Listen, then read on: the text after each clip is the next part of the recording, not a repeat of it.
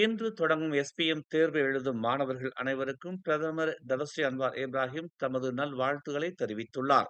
SPM தேர்வில் வெற்றி பெற இதுகாரும் கடுமையான முயற்சிகளையும் தியாகங்களையும் செய்து வந்த மாணவர்கள் இறுதியாக தேர்வை சந்திக்கும் நேரம் வந்துவிட்டது. அவர்களின் கனவுகள் நனவாக வேண்டும் என்று தாம் வாழ்த்துவதாக தமது முகநூல் பதிவில் அன்வார் குறிப்பிட்டுள்ளார். உங்களின் முயற்சி பலனளிக்க வேண்டும். நீங்கள் எடுத்து வைக்கும் ஒவ்வொரு அடியும் முன்னேற்றத்தை நோக்கி இருக்கட்டும். நீங்கள் அனைவரும் சிறந்த முறையில் தேர்ச்சி பெற வேண்டும் என்று அன்வார் பதிவிட்டுள்ளார். நேற்று திங்கட்கிழமை தொடங்கி டிசம்பர் 23ஆம் தேதி வரை எஸ்பிஎம் தேர்வு நடைபெறுகிறது. இத்தேர்வை 4,13,372 மாணவர்கள் எழுதுகின்றனர். நாடு முழுமையும் 3,350 மையங்களில் இத்தேர்வு நடக்கிறது. மேலும் செய்திகளை தெரிந்து கொள்ள தமிழ் மலர் நாளிதழை பாருங்கள்.